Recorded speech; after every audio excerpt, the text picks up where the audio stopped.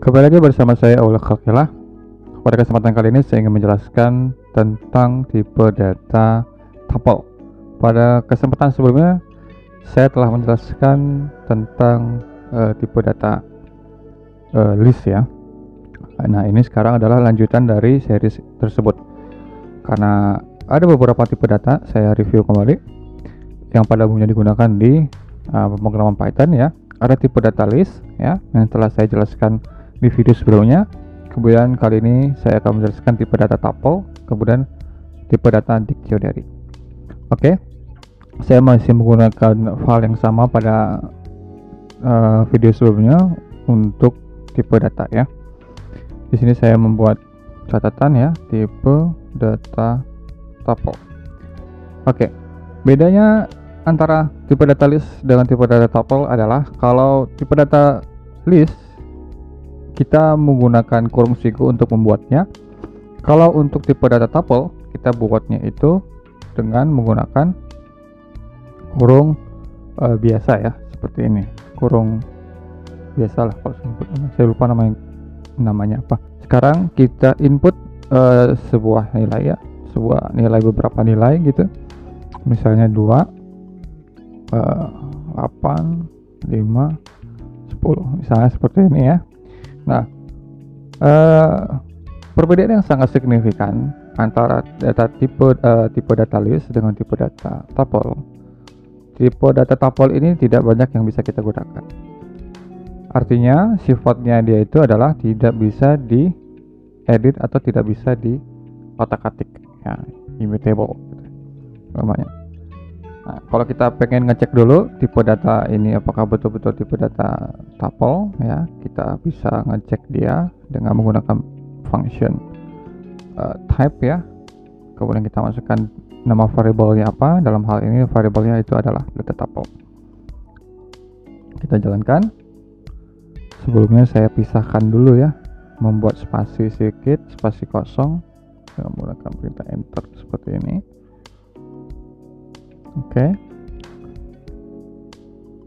Oke. Tipe atau kelasnya adalah tuple ya, tuple. Artinya dengan menggunakan kurung biasa seperti ini, data yang didefinisikan adalah sebagai data tuple. Nah, jika di data list sebelumnya ya, banyak beberapa method atau function yang bisa kita gunakan ya, seperti append, clear, copy, count, extend sampai dengan sort ya. Lalu bagaimana di dalam tipe data tuple? Kita cek dengan perintah print dir ya, untuk melihat metode-metode atau fungsi apa saja yang ada di dalam tipe data tuple tersebut. Kita jalankan. Yang hanya bisa kita lakukan hanya dua saja, count dan index. Tidak bisa kita lakukan menambah atau menghapus untuk tipe data tuple itu sendiri. Jadi kita hanya berhadapan dengan count, menghitung ya, kemudian index, kita mencari nilai indeksnya. Sama saja kalau kita menggunakan count ya, misalnya data tuple ya, count, kemudian sebuah nilainya itu apa, katakanlah 8, ada berapa banyak 8 di dalam data tuple tersebut ya. Yang 8 saya buat nama variabelnya, kemudian saya tampilkan dia di sini, print n 8 ya. Jadi tipe data dengan menggunakan count, banyak datanya itu adalah 1 untuk angka 8 ya. Lalu bagaimana ketika kita menggunakan index ya, yang terdapat di dalam function atau metode dari si tuple itu sendiri.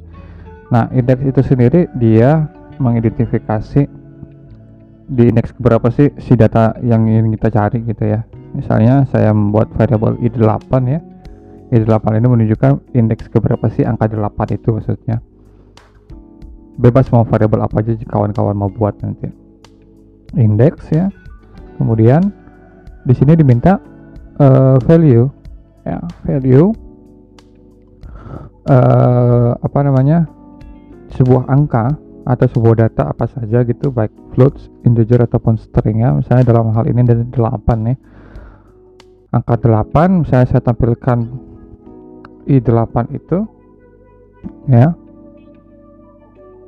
saya tampilkan dia, maka dia ada di indeks ke 1. Ini biar lebih terlihat jelasnya saya buat di sini angka 5 saja ya, angka 5 i5 ya, kita jalankan. Nah, maka di sini angka 5 ya, nilai 5 yang ada di dalam data tuple ini berada di indeks ke 2, yaitu 0 ya. 2 ini adalah indeksnya 0, 8 adalah indeksnya 1, 5 adalah indeksnya 2. Oke, kira-kira begitu untuk tipe data tuple. Sekarang kita masuk ke tipe data dictionary ya. Tipe data dictionary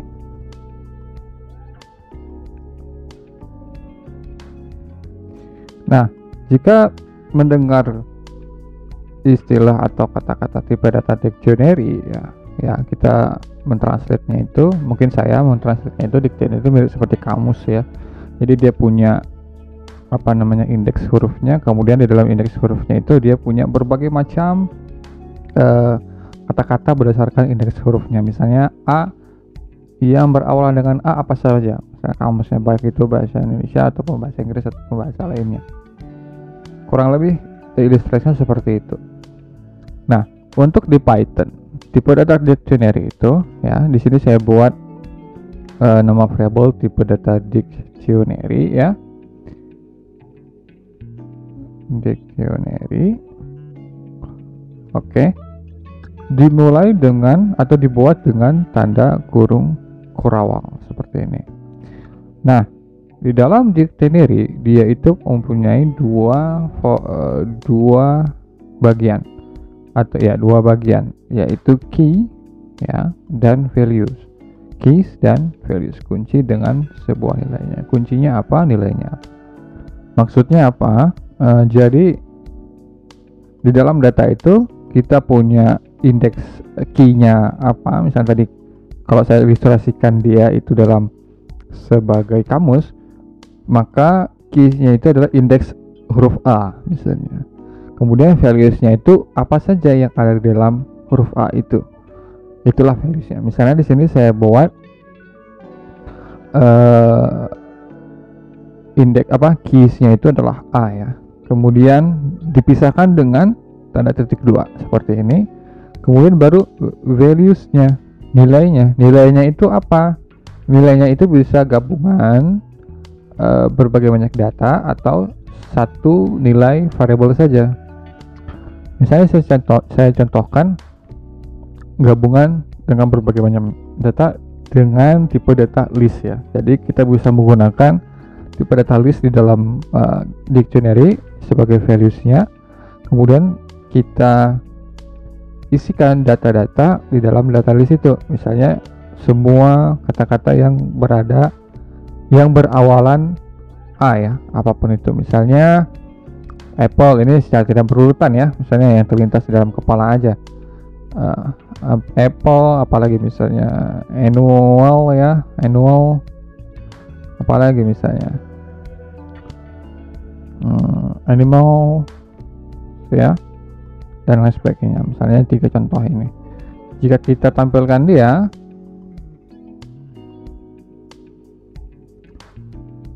sebelumnya kita tampilkan dulu tipe datanya. Tipe datanya ya, di sini saya komenkan dulu tipe datanya, kita jalankan. Maka tipe datanya adalah dictionary. Kemudian kita tampilkan tipe data dictionary, isinya seperti yang telah kita buat ini. Maka tampilannya adalah seperti berikut ya.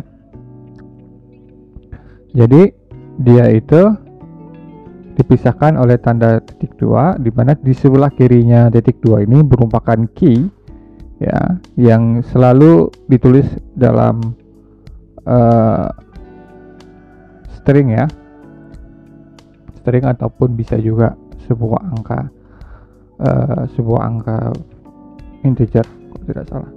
Kemudian di titik 2 di sebelah kanannya itu adalah values-nya. Jadi sebuah nilai yang menyangkut atau yang berkaitan di keys terkait, yaitu keys A ataupun kunci si A. Nah, kalau kita ingin membuat keys yang lain, kita bisa pisahkan dengan koma, misalnya di sini B ya. Kemudian kita lanjutkan lagi dengan values-nya, katakanlah book ya. Kemudian apa? Misalnya buy. Kemudian apa lagi? Big, katakan. Kemudian ya mungkin contohnya seperti ini. Ketika kita jalankan lagi ya, maka akan ditampilkannya seperti ini. Oke. Tampilkannya seperti ini. Ada key A, ada key B ya, dan seterusnya jika kita punya beberapa keys lainnya. Oke. Dengan menggunakan dictionary ya, kita bisa melakukan manipulasi atau memodifikasi data yang lebih fleksibel. Function yang terdapat di dalam dictionary bisa kita lihat ya, seperti berikut, dengan menggunakan function dir ya untuk mengidentifikasi metode atau function apa saja yang terdapat dalam metode atau tipe data dictionary ini. Nah, yang bisa kita lakukan adalah ini ya, clear copy from keys, get items, keys, pop items, set default, update, and values. Jadi yang saya bilang yang utama adalah keys ya, kemudian adalah values-nya. Nah, kita ingin mengakses keysnya saja dari si data dictionary ini. Caranya bagaimana? Mengakses keys ya. Caranya kita buat, misalnya kita buat variabel baru, katakanlah key, atau saya sebutnya jangan keys juga ya, misalnya boleh keys juga, keys ya. Keys, kita panggil data dictionary-nya, kemudian titik, kita panggil keys-nya. Apa yang diminta? Tidak ada yang diminta. Jadi hanya keys, buka kurung, tutup kurung. Jadi kita tampilkan si keys-nya ini, ya. Keys-nya adalah A dan B, ya. A dan B. Kira-kira begitu. Untuk mengakses values-nya ya, mengakses values-nya, saya buat variable values di sini. Kita panggil data dictionary, kemudian kita ketik titik values dengan menggunakan buka kurung tutup kurung saja tanpa ada masukan apapun di dalamnya. Kemudian kita tampilkan values-nya ya. Kita jalankan. Ini dia. Yang di atas adalah keys-nya ya, A dan B, kemudian dictionary-nya ada apple, annual, animals, ada book, buy, dan big dari masing-masing values yang ada di dalam dictionary. Nah, lalu bagaimana caranya kita mengakses, misalnya nih, mengakses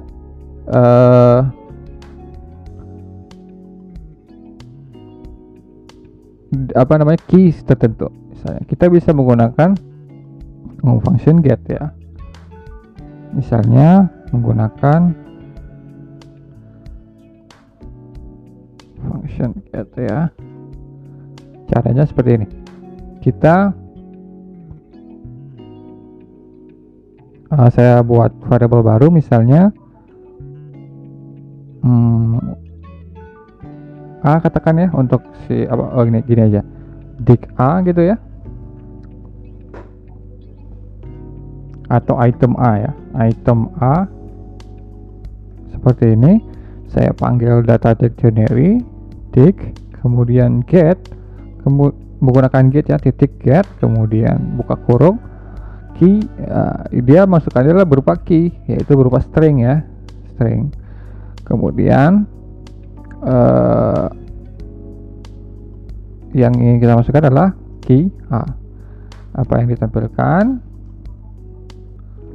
ya adalah seperti berikut. Ini dia, itemnya adalah ini, get item. Jadi nilai-nilainya adalah seperti ini, nilai yang ada di dalam key A. Begitu juga kita menggunakan item B, misalnya data dictionary get B ya, print item B. Oke, kita jalankan. Ini dia hasilnya untuk item B. Book by Big Apple Animal untuk item A. Oke, kemudian sekarang kita pakai items untuk mengambil itemnya, melakukan items ya.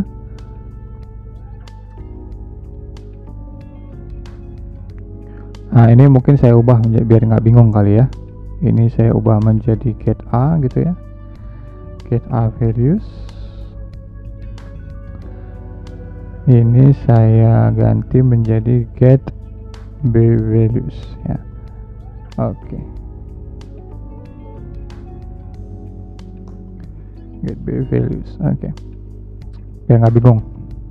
Nah, sekali lagi ya, yang untuk misalnya di atas ini ya, untuk mendapatkan values secara umumnya, jadi semua yang ada di dalam dictionary valuesnya apa saja. Kalau yang ini sesuai dengan key-nya ya, sesuai dengan kunci atau indeks dalam dictionary tersebut. Oke, ini sekarang kita menggunakan items ya. Misalnya saya buat variable items di sini, saya panggil data dictionary kemudian items ya, dengan masukkan kosong ya, tidak ada apa-apa, hanya items buka kurung tutup kurung. Kita tampilkan dia, print items, kita jalankan. Nah, items isinya adalah seperti ini, isi dari si dictionary itu sendiri, maksudnya ditulis di dalam bentuk ini ya, dalam bentuk tuple, kemudian dalam list, kemudian di dalam list itu terdapat isi-isi dari data dictionary tersebut, ada key-nya, ada values-nya ya untuk dictionary yang pertama, kemudian juga B. Cuman ini ditulis dalam bentuk tipe data tuple ya, tuple, kemudian di dalamnya ada list juga, lebih kompleks maksudnya penulisannya. Nah, kemudian kita bisa melakukan pop ya, pop, menggunakan pop untuk menghapus ya, menggunakan pop ketika kita panggil data dictionary, pop buka kurung. Nah, keystr nya ini apa, key nya yang mana mau kita hapus. Misalnya saya ingin menghapus B, katakan ya, B, kemudian kita tampilkan lagi data dictionary nya, maka data key atau data dictionary yang B nya sudah hilang, sisanya adalah yang A gitu, untuk ketika kita menggunakan pop atau function pop. Oke, lalu kita menggunakan pop item ya untuk remove itemnya.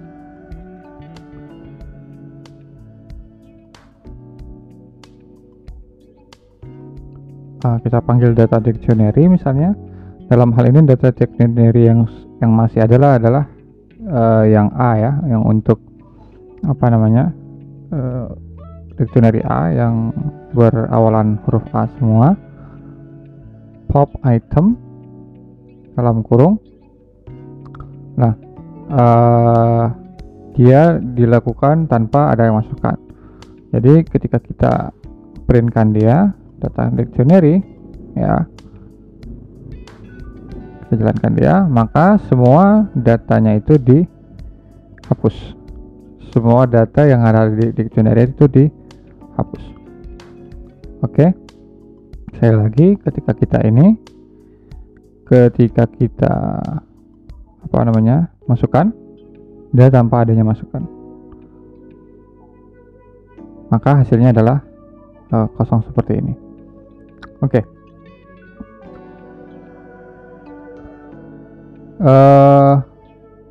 Di sini saya buat lagi ya, saya definisikan lagi data dictionary-nya di bawah. Oke. Data dictionary. Oke. Saya kembalikan lagi data dictionary-nya seperti keadaan awal ya, seperti ini. Oke. Nah, jika kita ingin menambahkan sebuah data ya, yang baru, katakanlah di dictionary A, misalnya seperti itu, menambahkan values ya, kita bisa memanggil data dictionary-nya variable, kemudian buka kurung siku, kita panggil dictionary key yang mana yang mau kita tambah values-nya, katakanlah A ya. Kemudian saya ingin menambahkan sebuah kata yang berawal huruf A, yaitu apa misalnya amazing ya, amazing yang ditulis dalam bentuk tipe data list ya. Jika kita tampilkan dia data dictionary, maka hasilnya adalah seperti berikut. Maaf, ini bukan menambahkan ya, ini maksud saya dia mengganti values dari si dictionary yang kita inisialisasikan. Jadi di awalnya ini adalah apple animals ya. Kemudian dengan menggunakan perintah seperti ini, maka dia akan mengganti menjadi yang baru. Amazing ini menggantikan yang data-data yang lama.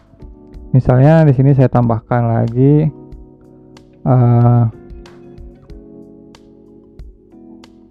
apa misalnya auto, katakan. Kemudian apa lagi misalnya any, katakan seperti itu ya.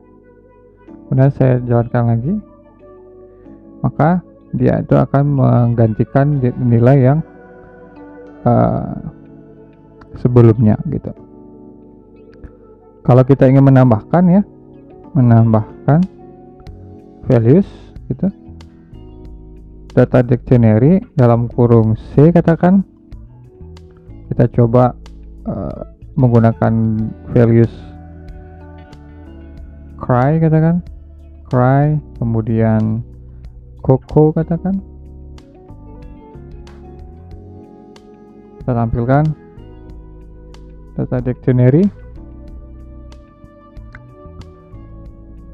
maka dia akan menambahkan key yang baru dan values yang baru ya, karena kita menambahkan C di sini ya, key C yang baru, maka kita menambahkan values yang baru juga di sini.